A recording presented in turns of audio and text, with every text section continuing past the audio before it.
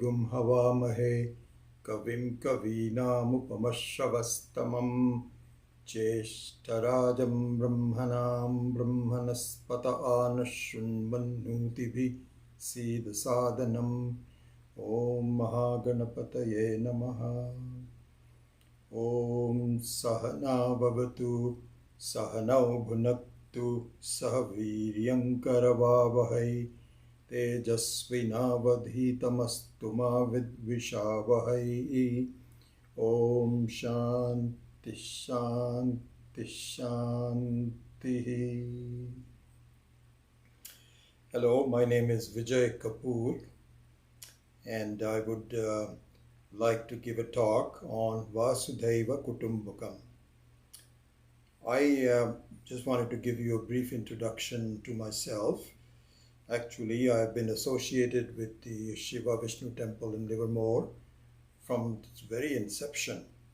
In the early 70s, our friends Raj and Malti Prasad had asked us to get involved in the formation of this temple, and we did. And over the years, we have kept a very close association with the temple, participating in, of course, many wonderful pujas and events. And I admire its authenticity, its traditional values, and how well it has really grown without losing its original form. So I'm very greatly admiring the temple and very happy to respond to a request by Srimati Kamala Shankar to give a talk on Vasudhaiva Kutumbakam. Also, I was very fortunate to study first with Swami Chinmayanandji for a couple of years, and then eventually studied with my eventual guru, Swami Dayanand Saraswati, where I attended a 2.5-year course at PRC from 1979 to 1982. Subsequent to that, I was one of the co-founders of the Arshavidya Gurukulam in Saylorsburg, Pennsylvania, a huge ashram, and I hope you have a chance to visit it sometimes. And I still serve on the board of directors of that institution. Coming back from the ashram in 1982, I was fortunate to start teaching Vedanta to some students, initially in our own home, and then eventually to rented facilities in Milpitas, and continue to do so for a number of years. I currently teach 3 online courses because of COVID, and I have a registration of about 200 people that listen to and watch these classes. So I'm very, very happy to be studying Vedanta and be associated with the Dharma Shastra for so long.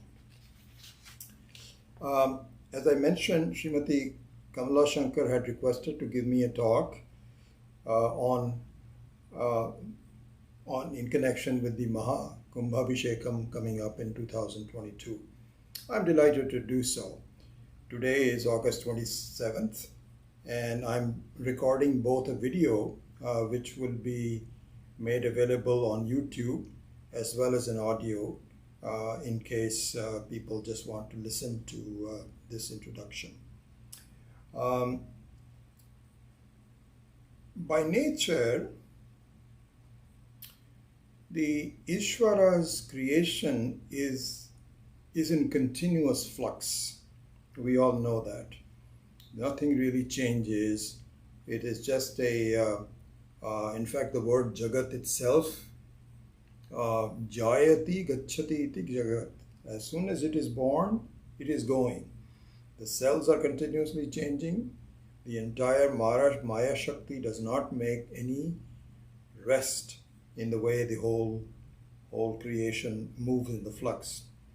But lately, the desire of people's globalization has hit some rough patches, and it happens from time to time. There is nothing unusual about that.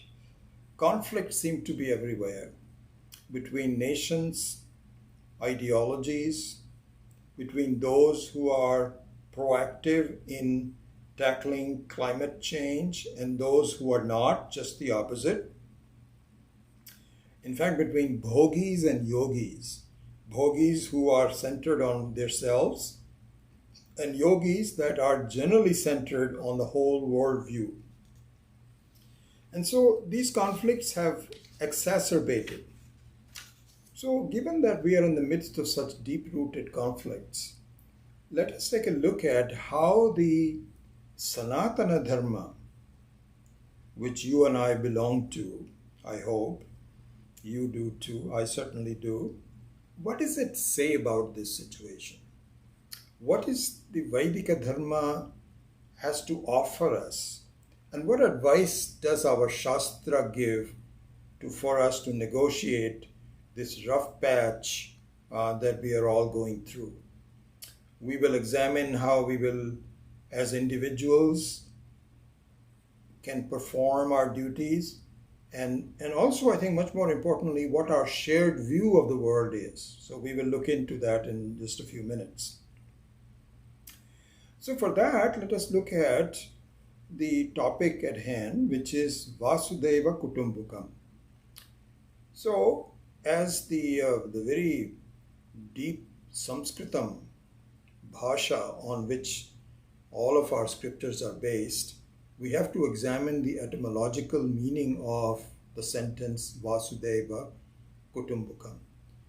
So actually, there is a certain doubt and a certain uncertainty about what it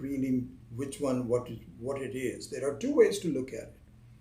So one is what's called Vasudhaiva Kutumbakam. So Dhaiva is the aspirated the, the, na, the dental. And so this is Vasudhaiva. And so it means Vasudha eva Kutumbakam. Kutumbakam means family. That's very specific and very clear. Okay? But the question is family of what? So one way to look at it, Vasudha eva. Vasudha stands for the entire Mother Earth. So this interpretation or this way of looking at it means that the family of the entire earth. And so here the word evakara is an interesting one, just to go into the grammatics of that for a minute. Evakara means this alone is the family. There's no other way to look at it. The entire earth is in fact one family. Here the evakara means, as you know, I can give you an example. He says, supposing you say Rama went to the temple. Ramaha agachat mandiram in Sanskritam. And so that means Rama went to the temple. Now this is a very general case because he went to the temple, but there must have been a lot of other people, perhaps Sita, Lakshmana, and all the other people also went to the temple with him. But if you say Ramaha eva mandiram agachat, that means only Rama went to the temple. No one else did. You don't have to say no one else. When you say evakara, so this is what is called vyavrityartha. We are actually taking that in one of our classes. So Vasudeva, in this case, Rama means that alone is. So here says Vasudeva, Vasudha eva Kutumbakam. It is only the entire, every other family that you and I have is kind of like a secondary family, but the main family is the entire earth. So this is one way of looking at Vasudhaiva Kutumbakam. And here it just means this family, this is another interesting thing to look at, is that this whole creation is for most part self-running. Self-running. It doesn't need any external impetus to change it. And the example of that is the human body. The human body, as you know, the very fundamental part of Ayurveda is that the human body is what is called swastha. Swasthya. It is by nature self-reliant. And you can see this. As soon as you get supposing you cut your finger with a knife or you get a shot or something, immediately you see some redness in where the shot is given or where the blood comes out, and the blood coagulates and everything rushes to make it whole. You don't need any external aid for doing that, except if the wound is very major, then you need some external aid, and which is not the norm, it is the exception. Similarly here also, the world is self-reliant and it works, it's perfect, there is nothing wrong with it, it runs by itself. In fact, Swami Chinmayananji used to say that. He says, you know, if you look at the picture of Lord Vishnu, and the picture of Lord Vishnu is that he is lying on this huge serpent, Sheshanaga, and just with the calm expression, half eyes half closed, what it means is he doesn't have to really babysit the whole world. It has been completely self-reliant. Okay, everything is in the clouds. The karma and karma phala is running. It just whatever you do, you'll get the results. Nothing, no intervention is required for him to change things. Except as, like in a big wound, something happens, then for the time being, there is an avatara that has to come in to change things. But otherwise, it just runs automatically. So this is one of the things about the Vasudhaiva Kutumbakam. I should also mention that out of the two interpretations, this is the more prevalent interpretation. The other one is Vasudeva, not Vasudhaiva. So I'll talk about that in a minute, but Vasudhaiva is the more prevalent one. And in fact, I made a note of this. This occurs in an Upanishad called the Maha Upanishad. And chapter 6, verses number 71 and 72, if you want to look that up. And this verses say, I'm taking part of the verses, Ayam bandhuhu, ayam neti, ganana lagu chetasam, udarat charitanam tu vasudhaiva kutumbakam. I'll repeat it one more time. Ayam bandhu, ayam neti, ganana lagu chetasam, udarat charitanam tu vasudhaiva kutumbakam.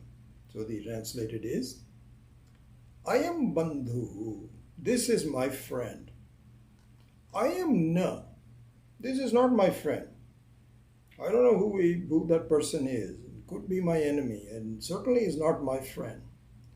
So this attitude is lagu chetasam. This is not a very informed mind. This is a below average mind. This is kind of like in Hindi we say buddhu. This is not a very intelligent way to look at things. Then udara charitanam tu, for someone who is more advanced in their thinking, more mature in their outlook, for their own good. It has nothing to do with what you want to see about the world and so on. As we say, really speaking, this entire life is really meant for our own progress and what's good for us and what is not. So for our own thinking, udara charitanam tu vasudhaiva kutumbakam. best way to look at for yourself, for your own peace of mind. And this is what we'll talk about that in a minute. How do I do that? It is best to look upon this as Kutumbakam of the entire Vasudha, not your own, not just your own family. Okay, so, and this of course means, we all know that, I don't have to tell you that in the Vaidika Dharma, Sanatana Dharma, everyone is really part of, is the body of Ishvara. Not just human beings, animals, plants, even inanimate objects. They also perform their functions. This is why you know that a taxi person in India would do a prayer to the taxi in the morning. You'll put some har, and of course have an Ishtadevata. So even inanimate objects are also part of this coalition of families. This is the Udara Charitana. Okay, this is the first way of looking at it. And the second way is equally applicable, and that goes with Vasudhaiva Kutumbakam. First one, Vasudhaiva Kutumbakam. The second one is Vasudhaiva Kutumbakam. Kutumbakam remains the same. Vasudhaiva means the one effulgent being. Deva means an effulgent, conscious being who stays with all living and unliving beings. Non-living beings we can take away for a while. Let's just concentrate on all living beings. Vasati iti vasaha, vasuhu. Vasuhu iti vasu. So Vasudevaha means one who is present as the very conscious entity in every one of us. In the Brahma Sutra, which is of course a very analytical book and the authoritative book on Vedanta, on the Vedanta Shastra, which itself is nothing but the very essence of the entire Vedas. The author of that, of course, is none other than our own Maharshi, and the segmenter of all the Vedas. And so he says in the Brahma Sutra, there is a very interesting thing. So the Brahma Sutra is an analytical text which is very authoritative, as I said. So our acharyas say it is very much like a Supreme Court. So the Supreme Court is the final word on analysis. Should it be this way? Should it be that way? And they look at both aspects thoroughly. Now, this idea about thoroughly looking at things will come a little bit later on. But this one section, it's 555 verses of Brahma Sutra, in one section, which is called Adhikaranam. Adhikaranam means a topic. So there's 130 topics in the Brahma Sutra. One of the topics is this person who manages the life of a person, like you and I, we are the managers of our life. Because we have a choice. We can go this way, we can go that way. I can study or not. Either we can enjoy and spend our money now, or we can invest it for all those kinds of things. I'm the manager of that, of my own life. No one else, other people can, your father and mother and friends can help you, but you are the person. This is what is called antaryami. Ante tishthaniti yamayati iti antaryami. The one who's staying inside, manages the very conduct of one's life is called antaryami. Okay, so that is the word antaryami. Now, here the question is, who is this antaryami? So there are two viewpoints. They're kind of like two sets of lawyers. One set of lawyers is very clear, the jiva, the human being or any living being. Here, the living being, the human being, is the antaryami. I don't understand what the debate is. No one else is as responsible. The other one says, sir, can I raise my hands? So Vyasacharya will say, okay, all right, what do you have to say? Ishvara is the antaryami, not the jiva. Okay, so both have presented, and so this is all done in the Brahma Sutra. They both do a great job in fortifying their defenses and say, this is the reason. You have to be logical about it. Not just make a statement then keep quiet. You have to substantiate it. They both do. Then they wait for Vyasacharya ji to give the final answer. And the answer is, believe it or not, surprising. It is not the jiva, it is Ishvara. Anyway, we won't go into the details of that. That is some other topic. But that is the Vasudhaiva. So the Vasudhaiva is the one who is the antaryami of all beings. So anyways, these are the two ways of looking at this word. I think I have to go on. I'm spending probably too much time. But anyway, both have the same objective. One is the Vasudhaiva Kutumbakam. The other one is the entire cosmos is the body of which is the Vasudhaiva. This is the entire, the whole, you can extend it. It doesn't mean that the world, the earth is only one family, and then people living in other inhabitable places has a different family. All one family. Only one family. Vasudhaiva Kutumbakam. So one other thing, anyway, you know what? I think I better go. I was going to give you some more detail about that, but I think I need to go on. Looking at, so almost 22 minutes have passed by. All right.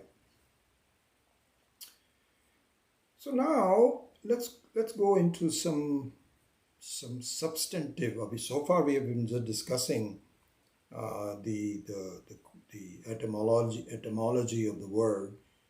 But the main thing I'm interested in doing is, how do I understand and look upon the whole world as a family? Because right now I don't. It's very clear. I know what a family looks like. Well, you don't have to tell me that. A family is a unit where everybody complements each other. We may have some dysfunctional aspects of the family. Let's not talk about that. But then generally a family is loving, supporting, forgiving, and so on. But the whole world doesn't seem like it. It's not forgiving. There are conflicts all over. So I don't understand how you can say that the whole world is a family, because they don't look alike. This is the question. So here, there is an important word in the Vedika Dharma called Swadhyaya. Swadhyaya, tapascha Swadhyaya. There are two things that one has to do. I won't go into the details. Tapaha, which means internal discipline. When I can eat something, but for the sake of certain things, I don't eat that day. This is called tapaha. I can say something, I feel like saying something to someone because someone made an unpleasant remark, but to hold back and say, let that person go, is tapaha. That is tapaha. The second one is swadhyaya. This is the important word that we have to really think about as we change our attitude towards the Vasudhaiva Kutumbakam or Vasudhaiva Kutumbakam, no matter which way you look at it. In fact, this is an important thing. And so, if you, those of you that know Taittiriya Upanishad, on the Shikshavali says, Ritam cha swadhyaya pravachane cha satyam cha swadhyaya pravachane cha tapascha swadhyaya pravachane cha damascha swadhyaya, and it goes on and on and on. Swadhyaya. What is swadhyaya means? So our acharyas have said it means to examine in depth is called swadhyaya. Not just read it and just go on. Just even in the Taittiriya, you can just say, oh, I know Taittiriya, I know how to chant it, and so on and so forth. No. If you don't get into the understanding of what that means, you have lost the opportunity. A very beautiful example given by one of our acharyas that I really highly respect, Swami Maheshanandji of Shankara Mutt in Mount Abu. I love his books, his texts. He really talks to me. Even though I never met him, he took Mahasamadhi in the year 2008. And anyway, I never met him, but his texts are wonderful. He said, look at this. Suppose an average person goes to see a vigraha, a murti of Mahatma Gandhi. And in this vigraha, Mahatma Gandhi is wearing a dhoti which does not even cover his feet. It's an angavastra kind of like a thing, and it just drapes over his body. And he has a danda that he has, and he's walking. Okay, so this is the scene. So he says, if you look at the average person, let's say a Westerner person, they'll all take him to say, this is where we do puja to Mahatma Gandhi and so on. And says, really? Well, let me see what he looks like. Then he has his dresses like this very funny way. And you know what he would say? He would say, I don't know why he looks kind of funny. That's the surfacey idea of. But if you knew what the Dandi March was for not taking salt, the Salt March, which really became so prevalent in India that it finally gave a big push for the British to leave India. You look at the behind the scenes what it means, that all he wanted to do was to say, you don't need too many clothes. Just wear the bare minimum and do it yourself. You don't need to buy it from the Britishers. And if you do that, be self-reliant. This was behind it. You could not do this unless you did Swadhyaya. Swadhyaya. So similarly here now we can say, why are we doing this? We have to do Swadhyaya to Ishvara. Because our normal thinking is, yes, depending on how your parents have educated you and so on, you have a certain Shraddha. And you say, let's go to the temple and you do Shraddha, Ishvara, you alone are supporting us and so on. And then after the visit to the temple, then you go back to normal life. You look at your iPhone and then you have an ice cream and then you do other things and so on. So it's just one thing in the corner. I'm very happy that my mother and father asked me to go and do his puja and so on. But there is no Swadhyaya. So your Shraddha, you do have Shraddha. The Shraddha is another very important word which we must know very well. What Shraddha means is, it is not faith. Because faith means unverifiable belief. That you just believe that there is God and don't question it.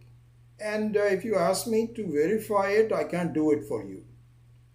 Or I cannot do it even for myself. This is called belief. Shraddha is very different. Shraddha means In fact, there is an etymological meaning of Shraddha, which I read somewhere. Very beautiful. I can't remember it even now. Shraddha means verifiable belief. I think the best way to look at Shraddha is, I often give that to example to my students.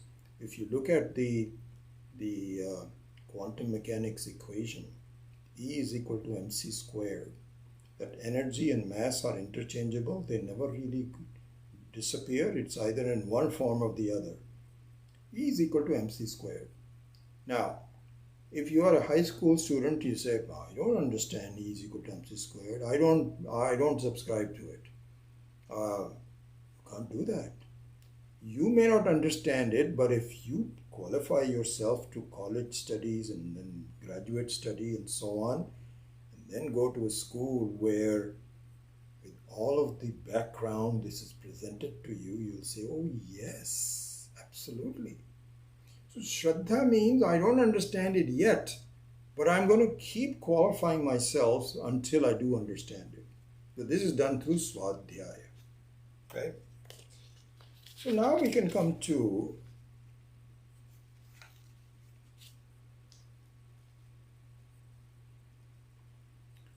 the application of Ishvara's family. Okay, so now let's get to the brass tacks. So here the most valuable advice I think our acharyas can give to any student of Vaidika Dharma, Vaidika Shastra, the Hindu Shastra, the Sanatana Dharma is this.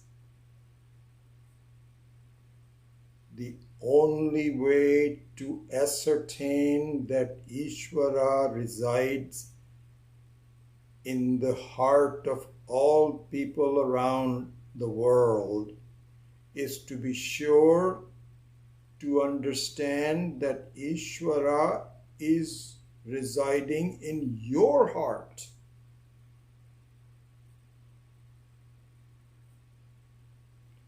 You're not clear about the Ishvara residing in your heart, you will be forgiven if your Shraddha towards other is temporary. Swami Maheshananji gives this example, a real life example. He says one of my students, not a real student, but somebody who used to really follow Swamiji, and was very devoted, and he would go to the temple and so on. Swamiji says, one day I found out that his young son got killed in an accident. And he was so distraught that from then on he stopped doing prayers. He threw out Dakshinamurti out of his home, whatever Ishtadevata he had, and just said, I don't believe in God. Swamiji said, if that happens, it is not really bhakti, it is not Shraddha, it is a transaction, business transaction. I do this for you, you do that for me. I will keep on doing bhakti for you, and you please keep my family very healthy and so on. This is not Shraddha. So to see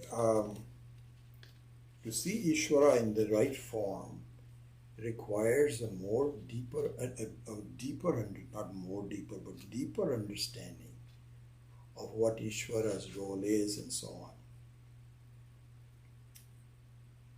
And so it's like, an ocean. If you understand that my content is Brahman, Ishvara the Brahman, Nirguna Brahman, and this requires a lot of study. Swadhyaya. You cannot just, so this is like E is equal to mc squared. You cannot, see, E is equal to mc squared example is good because you have Shraddha up to a certain point. After that, you don't need Shraddha because you know it. Then you become a professor and you can tell others. And somebody says, no, I don't believe it. He says, I know, I used to be like that. But now, let me tell you, I can derive it through equations and it just completely makes sense. So similarly here, an understanding of Ishvara, who is Karmaphala Data, and so if bad things happen to me, there are reasons why that happens. I don't throw Ishvara out of the bus, under the bus, throw Ishvara under the bus as this guy did. I keep my cool and go on. And so this is what that means is that really a lot of the understanding of Vasudhaiva Kutumbakam is internal attitude. You may not be able to change things outside. So if there are conflicts and so on, another part of that is, this is also, I will now start to summarize because I have a lot of other things that I want to do, but in the paucity of time, I will keep it short. Another thing to do is to understand that Ishvara's power is infallible. So Swadhyaya, an understanding of Ishvara, it means you have to study all this and get the essence of it. The essence of it is that Ishvara is Sarvagya, Sarvashaktiman. And you have to have Shraddha in that. So another example that our Acharya says that you ask somebody, he says, ask somebody who's very sincere and goes to the temple and does prayers and has the good values and so on. And you ask him, so the Vedika Dharma says Satyam Vada, Dharman Chara. So speak the truth and be dharmic in your life. Do you have any doubts in it? No, I don't have any doubts in it. This is exactly what the Sanatana Dharma says, and this is absolutely true. Okay. Then you say, this is more of an example from India, but it's also here also. It's not basically in the same. You indulge in some corruption. And you cut corners. You don't pay your taxes as you should. And so there is a discussion. Somebody says, but I thought that Satyam Vada Dharmanchara. So the person says, but it's not practical. It's not practical. Those are good things on the books and so on, and I'll try to do as much as I can. But you know what? I have a family to support. And if I am not practical, I will not go get ahead in my life. So the Acharyas say, now look at this. On one hand, you're saying Ishvara Sarvashaktiman, Sarvagya, he knows what he's to be doing. And he says, please speak the truth. Please have a informed view of the whole family and so on. And on the other hand, you are now climbing up and doing something very opposite. Which one is true? Which one do you want to follow? He says, no, yeah, I want to follow the big picture, but it's not practical. Not practical means I don't want to follow it. I want to follow it. So he says that, really speaking, the way you conduct your life is really crucial to your understanding of Vasudhaiva Kutumbakam. How? Let us take a couple of examples. I think this is the last one that I would do. He says that suppose you get married. Okay, again, this is the Hindu marriage. How an arranged marriage. Well, it doesn't have to be arranged marriage, but generally speaking, an arranged marriage. So when you get married to someone, you get married to the whole family. In-laws, mother-in-law, couple of brother-in-laws, sister-in-law, friends, some friends who are always hanging around asking for meals. The whole thing. This is the situation. Okay? We all know that.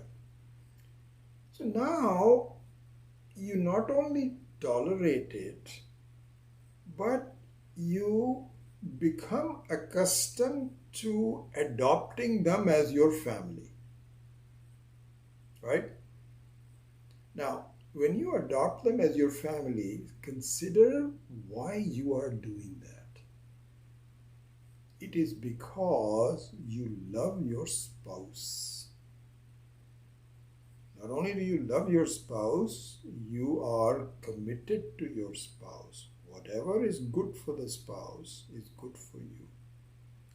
And adopting his or her family is good for your spouse.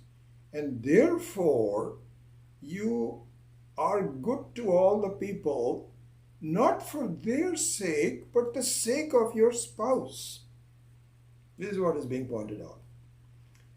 And to complete this picture, if by God's act you should get separated from the spouse, either through divorce or through death, will you have the same attitude towards the others?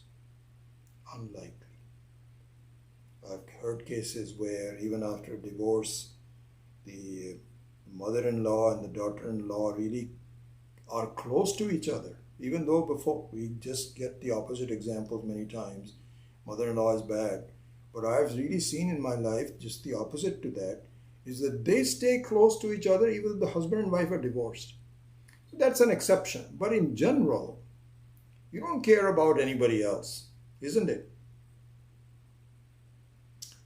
And so therefore, in our case, there is no question of a separation or death from my interconnection with Ishvara. No way. It's not going to happen. As long as I'm alive and he's permanent, our relationship is all connected. And so if in the middle of that, you don't care about other people who are connected to him, is he going to be happy? Is Ishvara going to be happy? This is why we say that the Sanatana Dharma, we have a unique way of looking at things. Ishvara is both the Nimitta Karanam as well as Upadana Karanam. Both the intelligent cause as well as the material cause. And Ishvara is material and the body is the entire world. Everyone is part of that one. So if you are discriminating against them, like you do, for example, on a separation from your spouse, Ishvara is not going to be happy. So please don't kid ourselves, Acharyas say. For us to now say, Ishvara and I are very, very connected. In fact, you can make it worse. Swamiji gives a very beautiful example. Swami Mahesharanji gives a very beautiful example. He says, I've seen cases where and in this case he's giving the example where the housewife is the one who's having a lot of conflicts with her, in fact, her own family as well as the in-laws' family. But she loves her husband. So she tells her husband, honey, I have an idea. Do you love me? So he says, of course, yeah. I love you too. Okay. Complete love. That means you are doing good things for me and I am hopefully doing good things to you. So we should just support each other. We don't need anybody else. Why don't we get separated in our own house? And we just have our own friends and so on. Let's not even really relate to anybody else. That's my proposal. You can imagine the husband says, I don't know about that. He says, no, I think this will work out very well. Because, these people are interfering in our love for each other. The husband might say, okay, all right, let's give it. Is this marriage going to be successful for more than a couple of months? No way. So, applying back to the Vasudhaiva Kutumbakam, And this is exactly what happens, by the way. This is not theoretical. When you go to the temple, your bhakti for your Ishtadevata, Ganesha or Rama or Saraswati or anyone, is total. You are absorbed in it and you feel good about it. I love Ishvara. As soon as you come out, there are somebody who parked too close to your car and he says, "What a fool, I cannot believe this. He's going to make a crack on my car." And I don't like these people who are so careless. Exactly what happens. What happened to your love for the Ishvara? Oh yeah, Ishvara I love. Yeah, but these other people, cannot tolerate them. Ishvara says, you know what? You have a wrong idea of who I am. Everybody is my people. Doesn't mean you have to be mad at anybody. Anyway, so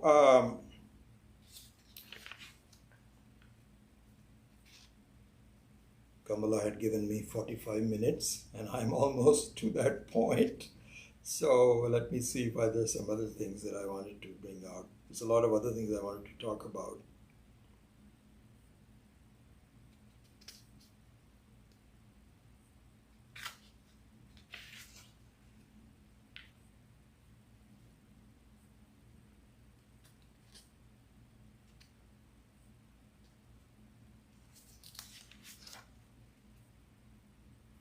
I think one way or the other I have really covered the basic things that I wanted to cover. I guess one last thing, which is just as important as some of the points we saw earlier. And so one thing that is common to the points that I brought out earlier in a way of summarizing all this, that our issues with conflicts in the world that bother us is a result of our misplaced attitudes by ourselves. In many ways. You know, so for example, you look at what's happening in Afghanistan and this big explosion that took place yesterday that killed about 100 people. And we are all pained tremendously by that. And one of the internal conclusions, you may not say it, is, why is this happening? What kind of a world is this? Is Ishvara even be aware of it? Somebody should tell them that this is happening. What it means is that you don't trust, and this is the same point that we saw earlier about Satyam and Dharmanchara, that you don't believe that he's in charge. Because you would say, you know what, in my family I will not let that happen.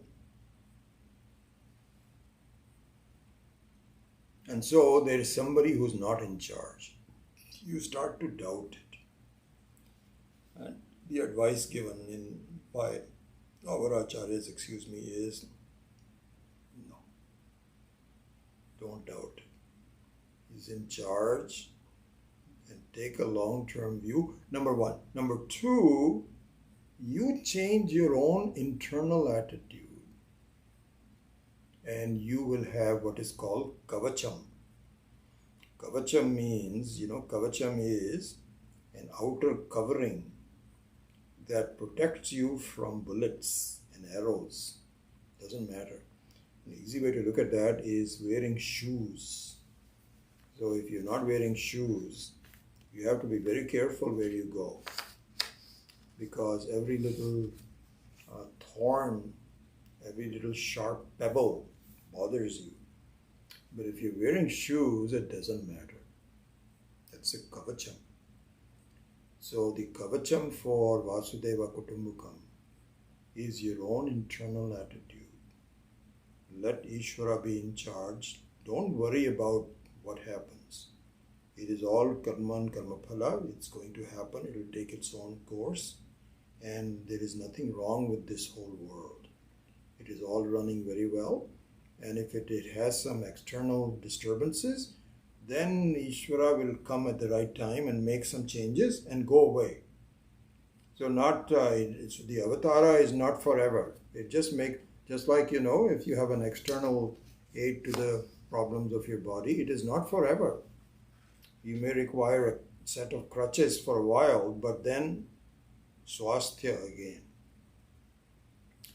So that's it's an internal change rather than a prayer for some external change. So with that, I conclude my talk on Vasudhaiva Kutumbakam. I hope you got something out of it. And if you had any doubts or questions, then please write to Srimati Kamala Shankar, or if you want to join any of our classes, you can do so. She can give you some information about it. And so with that, I'm very happy that I had an occasion to talk about this. So with that, let me close the class. Om Sarve Bhavantu Sukhinaha, Sarve Santu Niramaya, Sarve Bhadrani Pashyantu, Ma Kaschid Dukkha Bhag Bhavet, Asato Ma Satgamaya, Tamaso Ma Jyotirgamaya, Mrityor Ma Amritam Gamaya. Om Purnamadav Purnamidam Purnat Purnamudachyate Purnasya Purnamadaya Purnamevavashishyate. Om Shanti Shanti Shanti. Hari Om Shri Gurubhyo Namaha. Hari Om.